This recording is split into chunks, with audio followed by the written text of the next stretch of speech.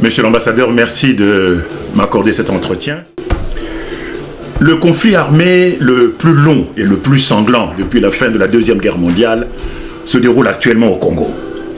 23 ans de conflit armé et, selon certaines statistiques, 10 millions de morts. Vous êtes le représentant aux Nations Unies des organisations internationales de la société civile. C'est un poste d'observation unique et privilégié. Alors, quelle explication le représentant aux Nations Unies des organisations internationales de la société civile avance-t-il pour permettre la compréhension de ce paradoxe irritant et terrible? D'un côté, la longévité de la guerre, et de l'autre, ce que moi j'appellerais une véritable hécatombe humaine, un holocauste, et, disons-le carrément, un génocide. Merci d'abord, je dis aux auditeurs qui nous écoutent, je dis bonjour, et à vous, messieurs les journalistes, je dis aussi merci de m'accorder cette opportunité de parler ou de discuter sur les questions qui nous sont à cœur tous, comme un peuple congolais, tous unis, souffrant de la situation actuelle de notre pays, souffrant du génocide en République démocratique du Congo.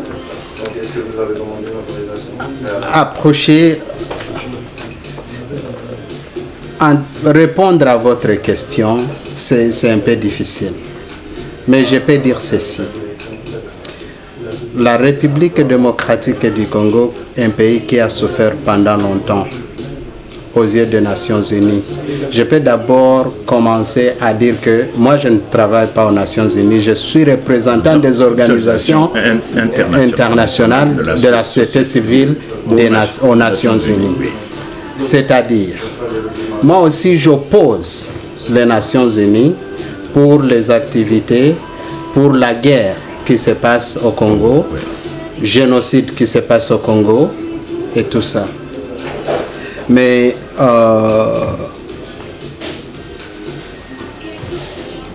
je dois d'abord vous avouer que le conflit au Congo, ça n'a pas commencé aujourd'hui comme vous le savez.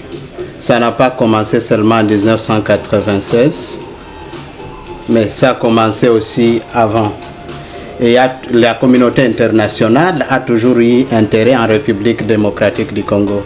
D'ailleurs, certaines personnes avouent que la mort de Daga Marshall, un des premiers secrétaires généraux des Nations Unies, est causée par les conflits en République démocratique du Congo. Oui, il est mort en Andola, oui, dans la solution du conflit né de la sécession katangaise. Oui. Il est mort, je crois, en septembre 1962, je crois, ou 63. Oui. Daga Marshall. Oui. C'est le seul secrétaire général des Nations Unies qui meurt d'ailleurs pour essayer de résoudre une crise.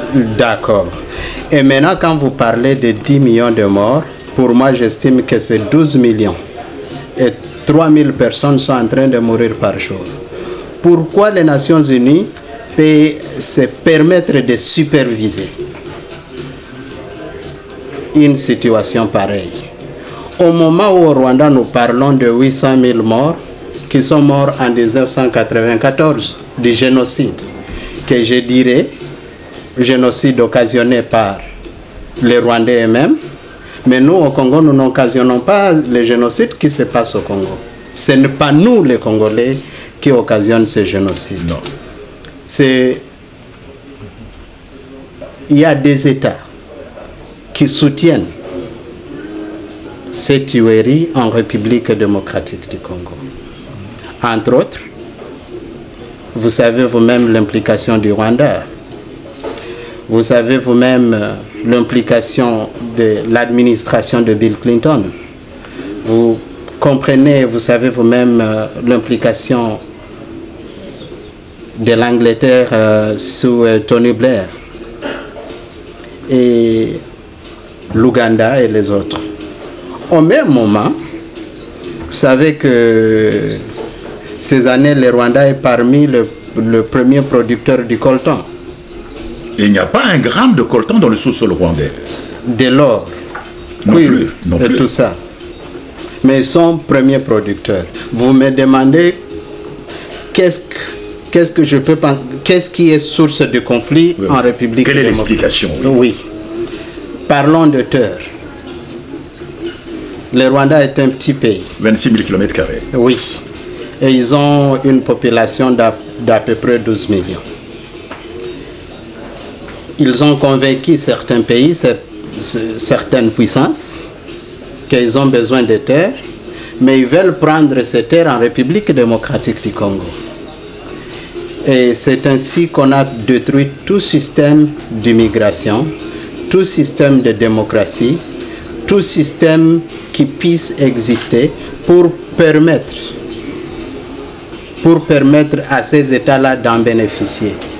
Mais il faut vous dire que quand on cherche des terres, il y a des populations qui vivent sur ces terres. Il faut savoir que quand on veut des minerais, il y a des propriétaires de ces minerais. Donc facilement cela explique le pourquoi il y a génocide au Congo. Mais ça n'expliquerait pas le pourquoi on n'en parlait pas. Ça n'expliquerait pas le pourquoi on traite un Congolais comme un animal. Si deux Blancs mouraient ici, nous sommes à Bruxelles aujourd'hui, on va en parler. 12 millions de morts. Je vous donne l'exemple. La semaine passée, on a tué plus de 50 personnes au Kasaï. Non, à Kisangani. Oui, oui. À Ituri, on a tué plus de 50 personnes. Mais il y a quelqu'un, il y a le soi-disant gouvernement, le chef de ce gouvernement-là va se permettre d'aller en Tanzanie pour couper son gâteau, célébrer son anniversaire avec ses homologues tanzaniens. Dans un pays étranger. Dans un pays étranger. Alors que ça serait un moment d'exprimer solidarité avec ce peuple qui est en train de mourir chaque jour. Ça devait être un moment pour lui de se rendre à Ituri et réconforter le peuple de l'Ituri. Je vais dire ceci. Les problèmes du Congo, ce qui cause à ce que les gens puissent être en train de tuer ces génocides, c'est l'intérêt de ressources, c'est aussi les terres, mais c'est aussi le pouvoir. Les Congolais entendent pouvoir, les Congolais veulent le pouvoir. Pouvoir entre guillemets. Mais les pays qui utilisent ces quelques Congolais corrompus veulent les terres, veulent de l'or, de matières premières, de tout ça. Donc pour moi, je peux vous dire que les Nations Unies, par exemple la MONUSCO, qui utilise chaque année 2 milliards de dollars. Le Congo n'a que 4 milliards de dollars par an. Plus de 86 millions de Congolais. Leur budget national, c'est 4 milliards. Mais 20 000 personnes de la MONUSCO utilisent 2 milliards par an. Et dans ces 4 milliards budget du Congo, plus de 60% viennent de l'étranger. Un pays puissant comme le nôtre. Un pays avec ses ressources. Et pour moi, la MONUSCO n'a été là que pour garder le status quo. Pour dire que si on a la guerre du RCD, de M23, la MONUSCO n'est là que pour, ou les forces des Nations Unies, ou les forces qui sont là vraiment, c'est pour dire, nous devons être ici pour dire qu'il y a quand même une zone rouge que quelqu'un ne doit pas franchir. C'est quoi cette zone rouge? Cette zone rouge, c'est la zone là qui permet aux armées étrangères de rester là-bas. Et les Nations Unies ne font que semblant d'être là. Parce que depuis que la MONUSCO est là, il y a des dizaines d'années, il y a des décennies maintenant. 2 décennies, oui. Oui, nous n'avons jamais eu la paix. Les personnes continuent à mourir. Les Nations Unies se contentent de documenter le génocide au Congo en 2010 par le Mapping Report. Ils nous disent que 48 femmes sont violées par heure. Et ça, ce n'est que des cas qui sont mis au public au vu de tout le monde. Mais il y en a plus. On donne à mon ami le docteur Mukwege un prix Nobel. Et le prix Sakharov aussi. Oui. Tshisekedi, Chilombo nous dit qu'il va au Rwanda normaliser les relations. Mais on oublie la victime. Où est la victime dans tout ça? Ou est-ce que ces 12 millions n'ont pas de famille? Donc pour moi, répondre à votre question, ce n'est pas très direct, mais je peux vous dire que les intérêts sont multiples, mais la communauté internationale, moi j'ai souligné ceci à la communauté internationale, je l'ai dit à l'Union européenne, je l'ai dit aux Nations Unies et tout ça, si vous voulez l'intérêt du Congo, au Congo, la personne congolaise doit être au centre. Primo, nous devons reconnaître le génocide des Congolais contre le peuple congolais. Et identifier les génocidaires. Oui, reconnaître le génocide, ça veut dire quoi? Ça veut dire que les victimes. Nous devons savoir qui est victime, et qui est nous coupable. Devons savoir qui est coupable, nous devons réparer. Nous devons faire réparation aux victimes, nous devons rendre justice, et puis c'est à partir de ce moment-là qu'on peut commencer à penser de la réconciliation. Mais on ne peut pas parler de réconciliation comme ça dans le vide. Au Rwanda, on dit que les Interahamwe avec Kagame ont tué plus de 800 ou à peu près 800 000 Rwandais. Est-ce que Kagame, même s'il y a participé, a-t-il pardonné aux Interahamwe ou aux Hutus qui ont été impliqués? Ont-ils oublié qu'ils ont eu 800 000 morts au Rwanda en 1994?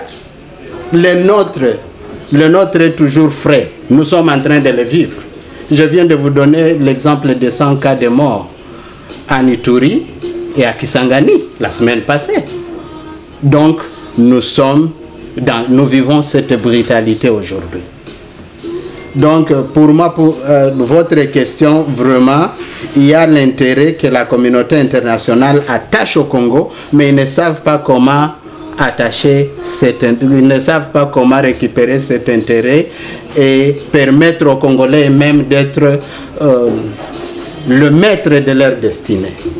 C'est à ce moment-là que lorsqu'on laissera les Congolais être maîtres de son propre destinée, c'est à ce moment-là que la communauté internationale comprendra et saura comment travailler avec le peuple congolais. Mais ce génocide n'est pas prêt à prendre fin.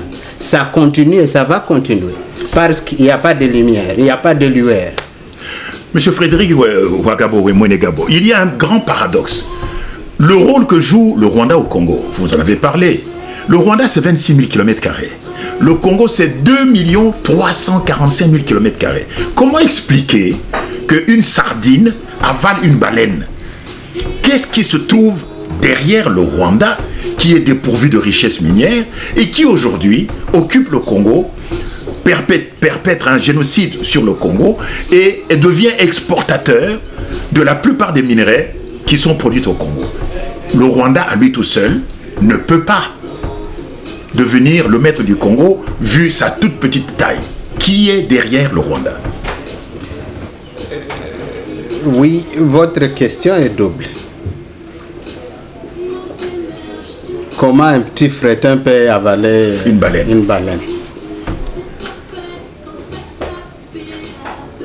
D'abord, le premier problème, c'est nous. Nous devons un peu nous blâmer. Parce que les Congolais, d'abord, certains de nous, on aime le pouvoir. À n'importe quel pays. Oui, on n'est pas homme d'État. On n'est pas homme d'État. On est très naïf. On n'a pas d'objectif. Autres nations, comme les Juifs, ils se décident, ils vont faire ceci et ils le font ensemble. Donc, pour nous, les Rwandais ne nous a pas avalés. Ils ont avalé quelques politiciens. Ils ont avalé quelques voleurs corrompus. Par exemple, je ne suis pas avalé et je suis très sûr que vous n'êtes pas avalé. Parce que si vous étiez avalé, vous n'allez pas être là-bas. Non. Mais en attendant, dans les FARDC, il y a, semble-t-il, plus de 2000 officiers tutsis rwandais.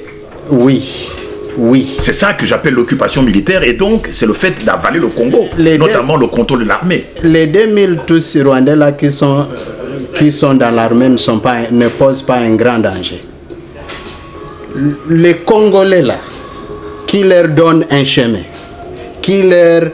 vous savez, les béquilles, ça aide une personne avec handicap de marcher.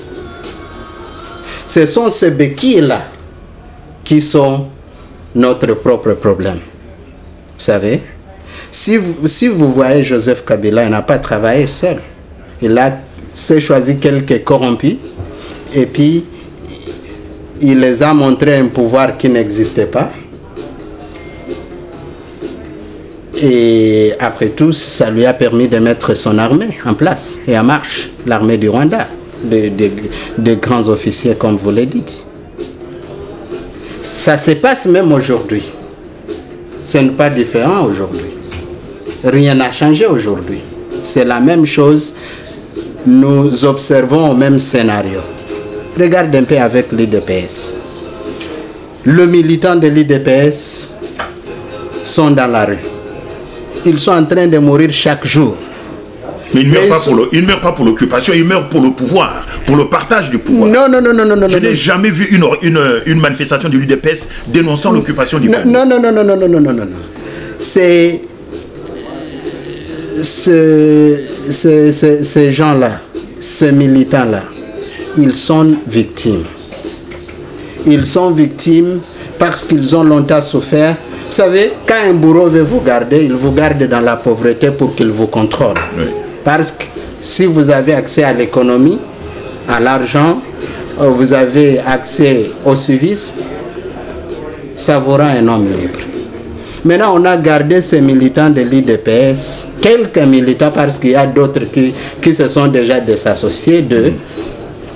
Quand on leur montre qu'ils vont voir Jérusalem, terre promise, ils sont là, ils se mobilisent pour dire que nous allons défendre l'intérêt du peuple.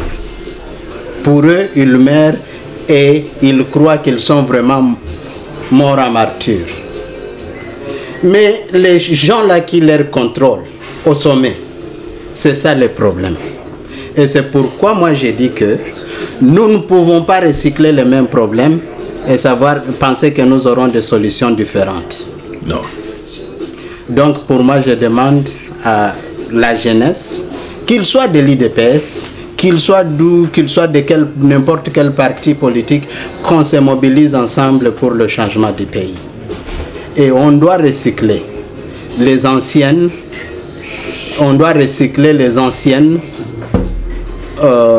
l'ancienne classe politique qui est là pendant 100 ans mais qui ne change rien.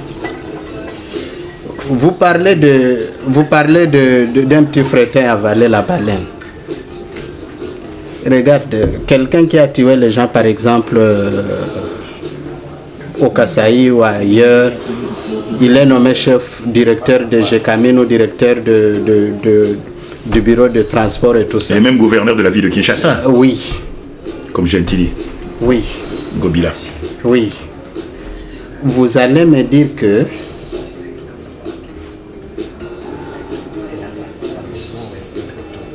qui avale qui? Mais votre question voulait dire pourquoi, qui est derrière les Rwandais. Parce que le fretin ne peut pas avaler une baleine, ça c'est clair. Je vais d'abord... Chez nous on dit qu'un poussin ne peut pas remplir une marmite si sa mère ne se trouve pas en dessous. Qui se trouve en dessous du poussin rwandais qui remplit la marmite congolaise? C'est qui? Ne me dites pas que c'est la communauté internationale parce que pour moi elle n'existe pas. Il doit y avoir. Il y avait d'abord les États-Unis. Oui. Au début j'ai cité Bill Clinton. Oui. Il y a la famille Buffett, il y a les Clinton et il y a d'autres qui sont là, qui soutiennent le Rwanda.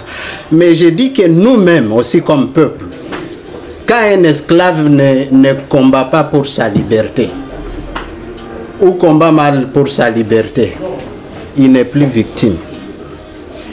Il devient aussi complice. Ok? Donc, je veux dire que nous connaissons d'où viennent tous ces mots. Et je vais dire que nous devons maintenant dire que nous sommes les baleines, et nous devons demander à ces petits frétins-là de s'écarter. Ou nous allons les écarter de force. Nous ne devons pas attendre notre liberté des États-Unis d'Amérique. Ça n'arrivera jamais. On ne peut pas non plus attendre nos libertés du Rwanda. Ça n'arrivera jamais. Parce que c'est le pouvoir, c'est l'argent, c'est le sang de notre peuple. Si nous attendons qu'ils viennent nous libérer, nous allons encore rester pendant 400 ans. Donc, pour répondre à votre question, le Rwanda ne peut pas s'aventurer à aller au Congo. Il y a cette force-là. Même les Nations Unies, c'est utilisé comme un prétexte. Quand on dit la MONUSCO est au Congo, mais à Beni, par exemple, à 2 kilomètres, on dit la population de Beni, alors que nous avons plus de 400 militaires officiers de la MONUSCO. Mais à Kibumba, les militaires, les soldats, les casques bleus ont partagé les mêmes baraquements, les mêmes bureaux que le M23 à Kibumba. Mais voilà. Donc, moi, je pense qu'il y a là une sorte de complicité incompréhensible.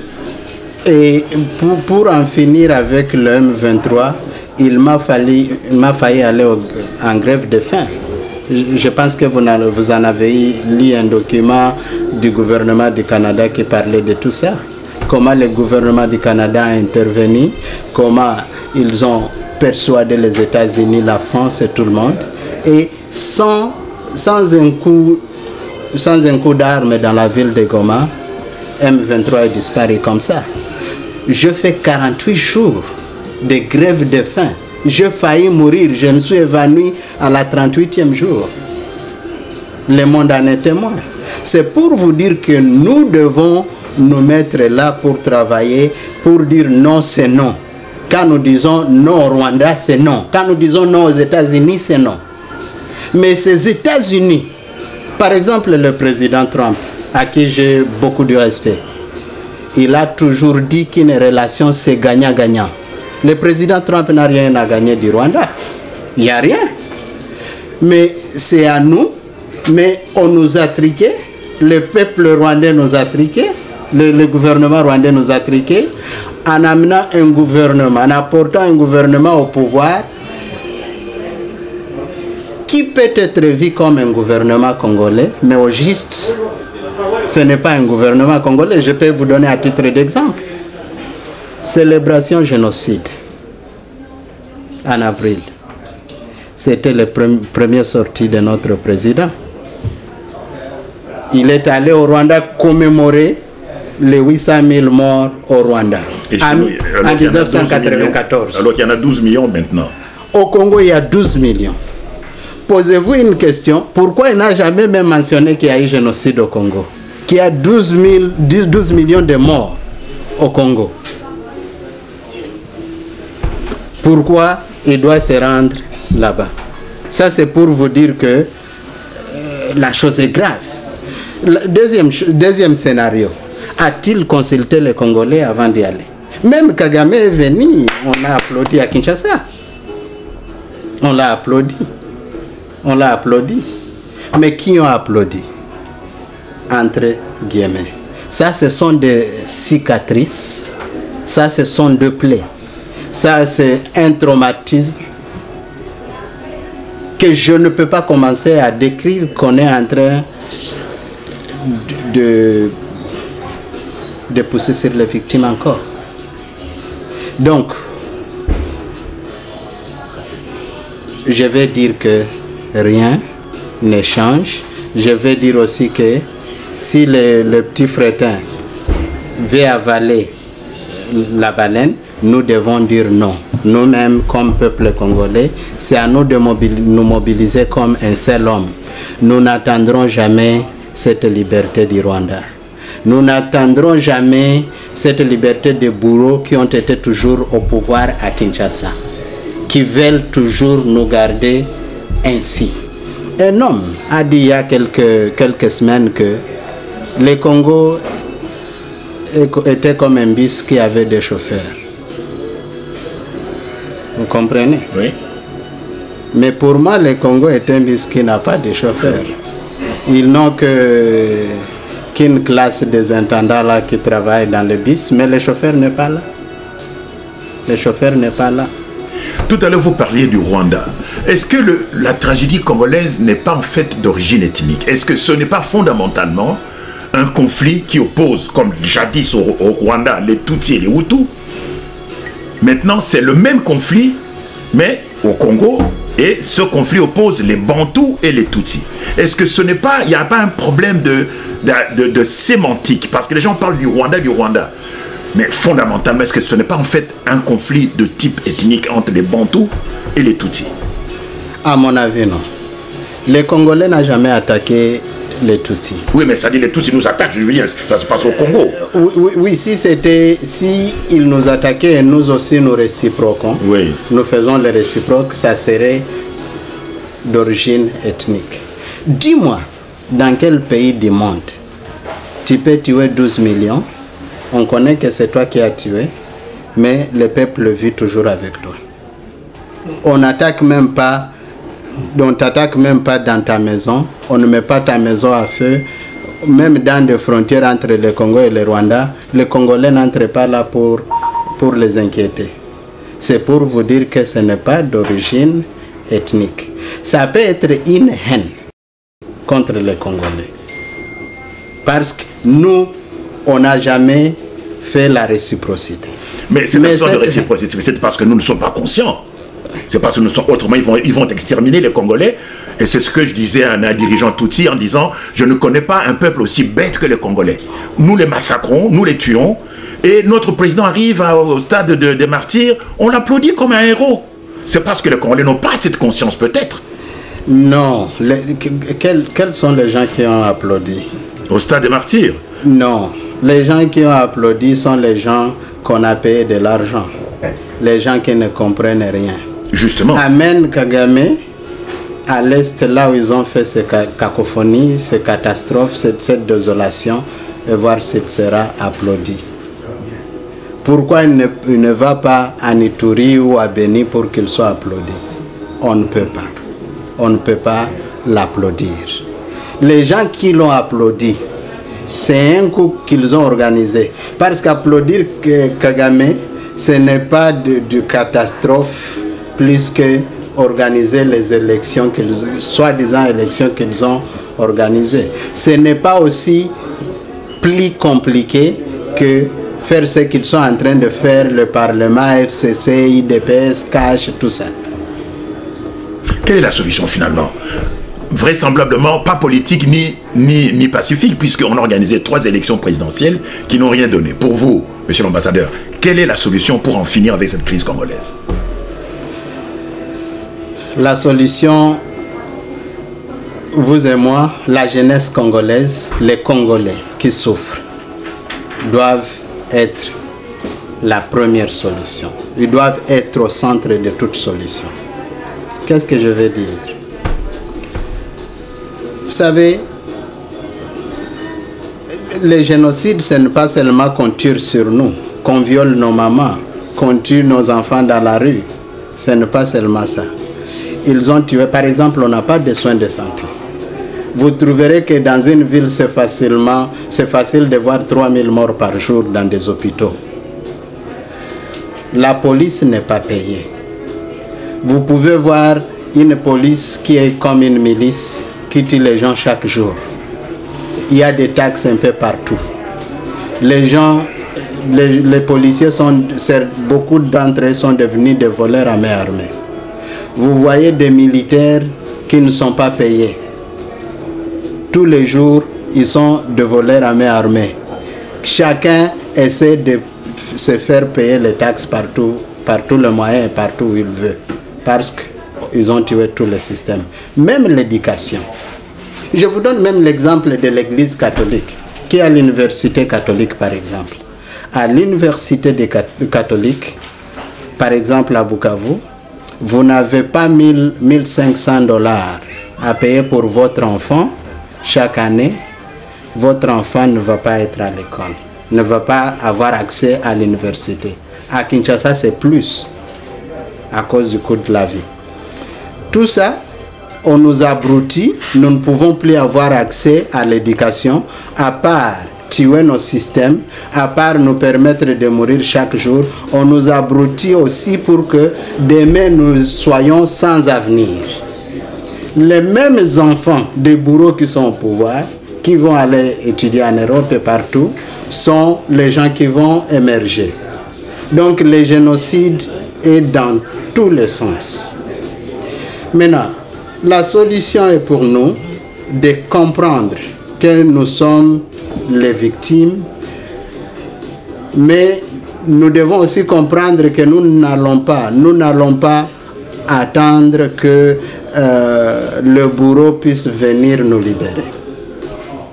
Parce que si vous regardez dans le passé, on parle de Mobutu, on parle de Bemba, on parle de Kabila, on parle des mêmes personnes. Mungulu Diaka, notre ancien gouverneur du Kasai Sekela, c'est Tchungwa Kumanza, Katanga. Vous parlez de Tchungwa Kumanza qui a tué les gens. Et aujourd'hui, c'est la même personne qu'on recycle pour lui donner un grand pouvoir d'ailleurs, au lieu d'être en prison. Kabila est aux affaires, je ne sais pas qui est aux affaires. Donc, les gens qui devaient être en prison, ce sont les gens qui gardent pouvoir. Nous recyclons les mêmes problèmes, nous attendons des solutions différentes. Est-ce que ce n'est pas la preuve qu'en fait le pays est occupé? Le pays est occupé. Le pays a été occupé depuis longtemps maintenant. Maintenant, nous devons faire éveil de la population. Alors, quel rôle devrait jouer, quel rôle finalement dans cette occupation joue Tshilombo? Est-ce que c'est un président réel ou bien c'est un simple paravent, une sorte de bouclier pour protéger l'occupation? Mais vous l'avez dit, c'est simplement ça. C'est simplement ça. Vous êtes en train de le voir. Nous les vivons. Depuis quand quelqu'un qui n'a pas réussi les élections devient président? Et depuis quand il doit y avoir un entendement, un contrat entre un président sortant et un président entrant? Si vraiment il y a eu élection, on l'appelle mariage. Est-ce qu'ils ont avorté? Est-ce que la femme qui a été mariée est enceinte? Est-ce que la femme mariée est enceinte? On ne sait pas. Est-ce que l'enfant... Ça fait déjà presque 6 mois. Ils n'ont pas un gouvernement. Ils n'ont pas un gouvernement. Alors, pour vous parler de Tshilombo, moi je parle d'un mariage parmi un couple de 2 hommes qui se sont mariés. En Europe, ils ont un terme pour ça. Oui. Mais je ne parle pas d'un président de la République parce que vraiment je ne reconnais pas ça. Et pourquoi je ne reconnais pas ça? Quand ils ont fait élection, il y avait un président qui était déjà au pouvoir au-delà de son mandat 2 ans. C'est-à-dire il a violé la Constitution. Constitutionnellement, il n'était plus un président. Il fallait un référendum populaire pour réorganiser une commission électorale et pour créer un cours constitutionnel capable de pouvoir gérer les affaires de l'État. Maintenant, s'ils ont fait cette élection sur ces bases-là qui ne sont pas fondées, constitutionnellement ni logiquement fondées, est-ce qu'il faut vraiment appeler ça élection? Non. Et alors, il faut dire que le Congo a un président? Pour moi, non. Pour les autres, pour vous peut-être oui, mais pour moi, je ne pense pas. Donc, je pense que Kabila est toujours au pouvoir. Il a fait un coup d'État et il est toujours là. Tous ces autres perroquets, tout ça, comme les caméras, ils ont été des gens qui ont toujours été là et qui sont utilisés pour anéantir l'opposition, pour diviser, pour créer des situations et tout ça. Par exemple, en 2002, Vital Kamerhe nous dit qu'il quitte le Sénat parce que Joseph Kabila a amené des militaires rwandais pour occuper le Congo sans l'apport du Sénat. Mais C'est même Khmer aujourd'hui, ils ont fait entrer des militaires rwandais au Congo, sans l'apport du Sénat, sans le soutien du Parlement, sans même l'information ni au Sénat ni au Parlement. Bon, écoutez, les élections ont échoué à ramener la paix. Donc, il n'y a apparemment pas de solution politique. Pour vous, est-ce qu'il y a une solution?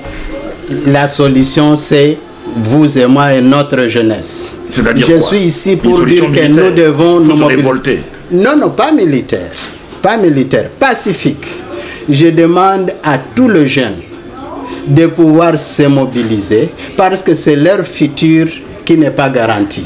C'est le futur de leurs enfants qui n'est pas garanti. Je demande à toute la jeunesse congolaise, sans compter leur genre, parti politique, croyances religieuses, je leur demande tous à se mobiliser pour le bien de la nation. Mais c'est là où vous venez, vous comme médias. Vous devez aussi nous aider à au moins quelques 5 minutes que vous avez un programme à la radio ou à la télévision ou partout, nous aider aussi à enseigner cette jeunesse. Nous aider à leur apprendre une nation c'est quoi, être patriote c'est quoi, qu'est-ce que ça signifie être citoyen d'un pays. Par exemple ici en Belgique, vous ne pouvez pas comploter contre l'État belge et un jeune belge connaît sans pouvoir intervenir. Il n'y a qu'au Congo parce qu'on nous a colonisés par la pauvreté, la tyrannie, qu'un jeune peut dire que si quelqu'un venait de mes côtés, il me donne un peu de dollars, mais il va tuer mon village, je vais dire oui parce que je me suis retrouvé. Ils utilisent le verbe retrouver. Vous comprenez? Nous devons leur montrer que ce n'est plus ça. Nous devons changer notre mentalité et nous devons savoir comment combattre l'ennemi. Mais vous allez nous aider à comprendre qui est l'ennemi du peuple congolais, qui est l'ami du peuple congolais. Moi, je ne suis pas contre qu'on fasse des relations avec les Rwandais. Mais ce n'est pas de cette façon à se moquer du peuple congolais. Ce n'est pas de cette façon, en fonçant encore un autre couteau dans le cœur de victimes, qu'on doit faire une paix. Donc on prend soin du Rwanda plus qu'on prend soin du Congo. Car les Rwandais, qu'est-ce que le Rwanda peut donner au Congo? Quoi? À part nous tuer par des armes.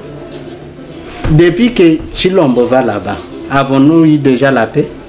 Il est déjà allé 2 fois. Sa femme est allée 1 fois. Khmer est allé 3 fois. Avons-nous eu la paix?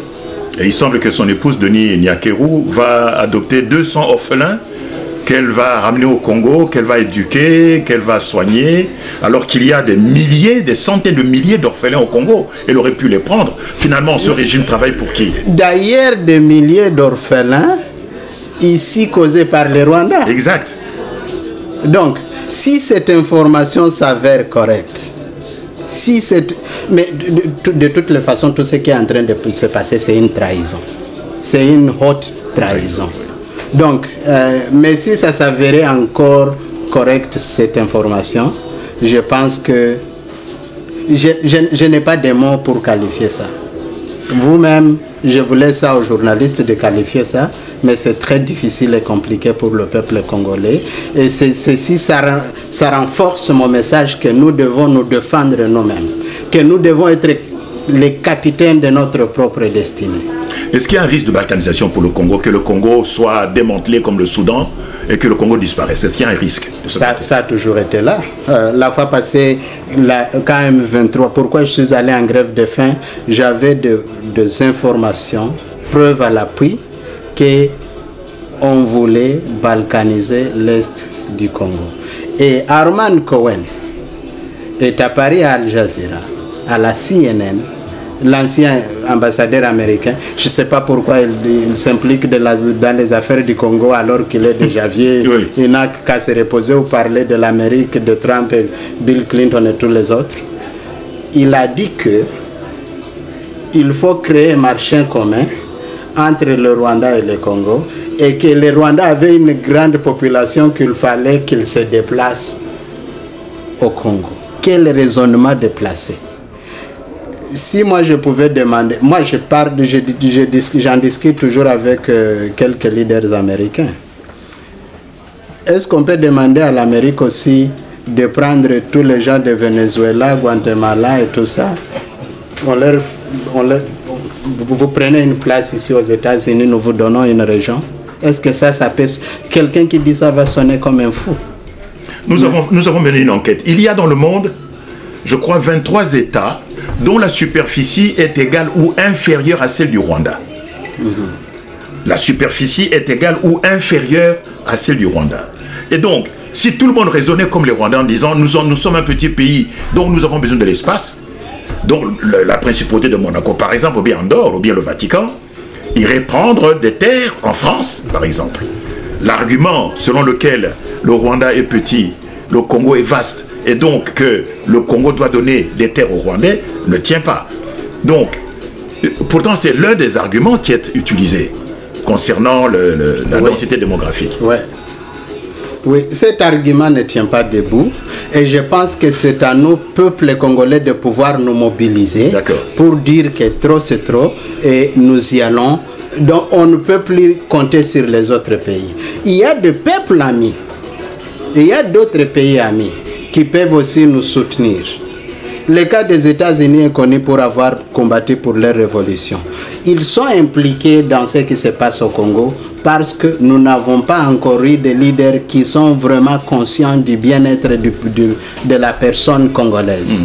L'Amérique se demande, par exemple, ils sont en train de voir la cacophonie qui se passe au Congo.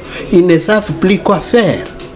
Ils se demandent, est-ce que ça c'est un peuple qui comprend ou pas? Mais nous-mêmes, par exemple, l'exemple du Soudan en est très touchant. Les Soudanais viennent de se mobiliser contre le régime fortement militaire plus que le Congo. Et ils ont gagné, même si aujourd'hui il y a des choses qui changent, c'est grâce à ces Soudanais. Mais les militaires commencent à comprendre que ces peuples, ils sont capables eux-mêmes de changer notre pays comme ils le veulent. Et c'est à nous maintenant, le peuple congolais. Nous n'avons rien à perdre. Tout est à gagner pour nous. Nous devons faire un soulèvement populaire. Quand je parle de révolution, je parle de révolution pacifique. Hommes, femmes, même les militaires là souffrent. Moi j'ai des contacts avec certains généraux, avec les policiers et tout ça. Et quand vous n'êtes pas dans ces camps-là de pro-Kabila, pro-Rwanda, pro tout ça, vous n'avez rien en place. Votre salaire est toujours de 200 000 francs ou 100 $. Donc, pour vous, la seule solution, c'est de prendre votre milice, aller harceler, agresser la population. Donc, les militaires congolais n'ont rien à perdre à se joindre à ces citoyens, à ces jeunes Congolais qui veulent la paix, parce que c'est pour eux aussi, c'est pour ces militaires cette paix, c'est pour leurs enfants. Les policiers congolais n'ont rien à perdre s'ils doivent joindre cette démarche pacifique, cette révolution pacifique. Parce que cette révolution pacifique, ça va être dans la rue. On n'a pas d'armée. L'armée rwandaise est pour Tshisekedi. L'armée burundaise est pour Tshisekedi. L'armée ougandaise est pour eux. Maintenant, nous n'avons qu'une seule chose. Et ça va, notre armée, c'est la non-violence. Notre armée, c'est la population. Notre armée, c'est les victimes. Et aujourd'hui, je demande à tous les jeunes de pouvoir bien se mobiliser pour que nous puissions défendre cette nation. Je demande aux personnes de toutes les tribus du Congo, aux personnes de toutes couleurs, religions et tout ça, de pouvoir savoir que nous n'avons qu'une seule mère, notre mère patrie. Et si vous perdez votre mère, vous restez orphelin jusqu'à vie, jusqu'à ce que vous aussi vous mouriez. Nous devons conserver notre mère qui est la République démocratique du Congo. Le changement, c'est maintenant. Moi aujourd'hui, par exemple, je travaille. Je suis le président, par exemple, de la coopération internationale de l'Atlantique. Mais dis-moi, mes enfants vont vivre où? Leur terre, c'est où? Leur mère patrie, c'est qui? C'est la République démocratique du Congo. Quel que soit tout ce que je peux avoir, je peux voir. Quelles que soient les personnes que je peux connaître, leur influence, je n'ai rien sans avoir le Congo pour nous. Et c'est pour ces enfants que nous devons combattre. C'est pour nous aussi parce que nous devons être sur notre terre. Nous ne voulons pas que chaque mois nous avons de déplacés de guerre qui vont en Ouganda, qui vont je ne sais où, qui vont au centre république parce qu'il y a une guerre au Congo. Nous voulons que les 4 coins, les 4 murs du Congo soient protégés. Mais c'est ainsi, vous ne pouvez pas protéger un terrain qui est occupé. Vous devez d'abord chasser les occupants. Quel serait le prix à payer pour cette libération, pour chasser l'occupant? Quel prix on a déjà payé en n'ayant pas chassé l'occupant? Depuis qu'on a tué Lumumba, qu'est-ce que le Congolais n'a pas vu? Qu'est-ce qu'on n'a pas payé? 12 millions. Apparemment, c'est pas assez. Ce n'est pas passé. Si mon enfant a été violé, chaque jour que je vois cet enfant, c'est toujours dans moi. Je suis traumatisé. L'enfant est plus traumatisé que moi, mais je suis aussi traumatisé comme elle. Il n'y aura jamais la réparation. Quand on fait réparation, quand on fait justice, ça ne répare. Ça peut réparer votre plaie, mais pas la cicatrice. Vous comprenez? Oui. Il n'y aura jamais quelque chose qui paiera les Congolais. Jamais. Mais au moins dans l'esprit, comme dans un esprit de fraternité, régionalisme, si nous adoptons à ces processus de redevabilité, justice, réparation de victimes et consolidation de la paix, puis collaboration, puis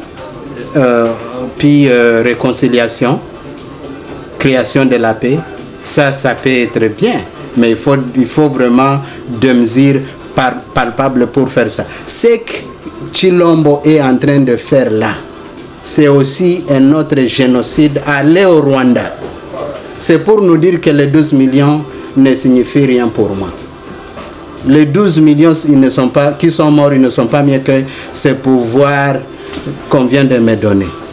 Quand Kagame est allé à Kinshasa, le message était que vous ne comptez pas. La nation congolaise ne compte pas, c'est mon papa qui compte d'abord. C'est mon papa qui compte d'abord.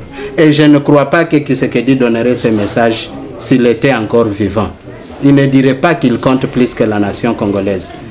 Même s'il a aussi ses failles, il a sa force, mais il ne dirait pas que la nation congolaise ne compte pas pour moi. Mais c'est ça le message que nous sommes en train de recevoir. Mais nous recevons ce message, on le savait déjà, parce qu'il n'y a pas eu élection, il n'y a rien. C'est le même pouvoir qui continue. Vous voyez Tshilombo, il n'y est pour rien. Il a seulement été utilisé comme si j'étais un homme mauvais. Je peux être utilisé aujourd'hui, on me dit nous te donnons le pouvoir, mais tais-toi.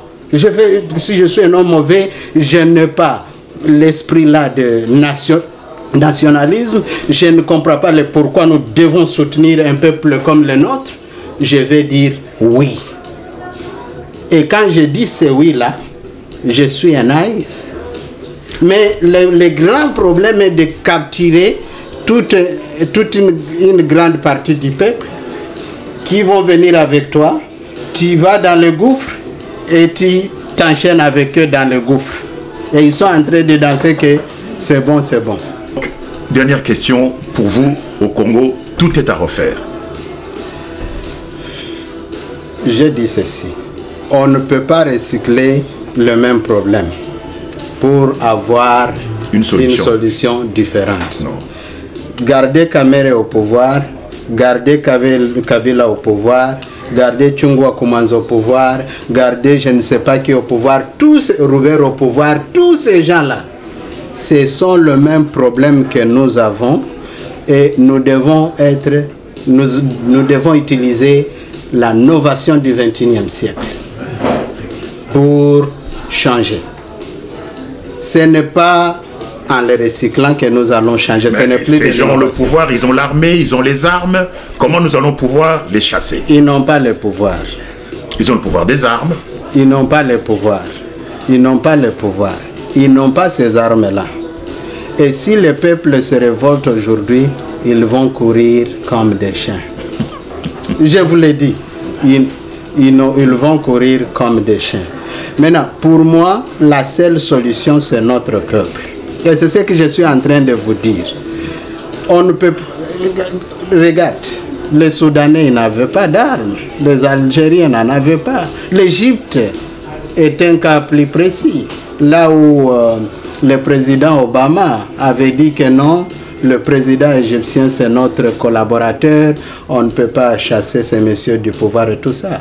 Et le peuple lui a dit, ce n'est pas toi, président Obama, qui parle. Nous parlons. Ils ont fait 2 mois dans la rue. Le Messie est parti. Est-ce que les Congolais sont capables de tenir 2 mois? Ils sont capables. Nous n'avons pas... Moi, je vous ai dit qu'il y a un monsieur qui a dit que le Congo avait été un bis avec des chauffeurs. Oui. Mais moi, j'ai dit que le Congo n'avait pas un chauffeur. C'est une voiture qui veut rouler à tombeau ouvert sans chauffeur. Nous devons nous dire que nous pouvons conduire ce bis-là. Vous, personnellement, vous êtes prêt à le conduire? Quand j'ai fait 48 jours de grève de faim, j'ai failli mourir. C'est ma vie que je donne. Tout ce qui est là pour le Congo, tout ce que demande, les sacrifices que demande le Congo, je vais l'offrir. Vous allez l'offrir. Et nous voulons donner aussi espoir aux jeunes Congolais. Je ne veux plus que ces jeunes puissent en train de se dire que non, les leaders du Congo ne peuvent venir que de la famille Bemba, que de la famille Kamere, Kamitatu, je ne sais pas qui connaît la famille de Joseph ici, de Alain ici et tout ça, de Kwebe ici. Non, on ne veut plus ça. Nous voulons donner cet espoir d'arriver à la jeunesse. Nous voulons leur dire que vous savez, vous êtes ces changements-là que nous rêvons. Nous allons vous inspirer, vous montrer les exemples, vous enseigner avec les exemples et vous dire que nous pouvons vous tenir les mains et mettre à main, nous y allons. Mais c'est vous qui devez diriger. Ne me parlez pas de Bemba. Bemba qui a aussi tué. Bemba qui est aussi avec l'Ouganda. Pourquoi un jeune ne peut pas émerger aujourd'hui et diriger la République démocratique du Congo? Nous avons le Seigneur Jésus-Christ qui nous conduit. Nous avons tout un peuple, nous avons des grandes têtes comme vous là-bas. Et les autres. Mais c'est question de nous dire que nous sommes capables de diriger notre propre destinée. Est-ce que vous êtes organisé en conséquence? Est-ce qu'il y a, par exemple, pour le soulèvement populaire, un comité organisateur qui pourrait piloter un soulèvement populaire? Parce que ça ne s'improvise pas.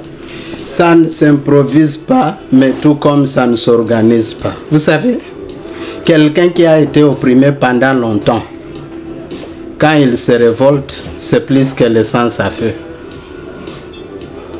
Laisse ces gens-là continuer à faire ce qu'ils sont en train de faire. Laisse-les. Ils vont voir. Si vous n'avez pas vu les combats du Pharaon, vous en aurez les combats de Moïse. Merci. Je vous en prie.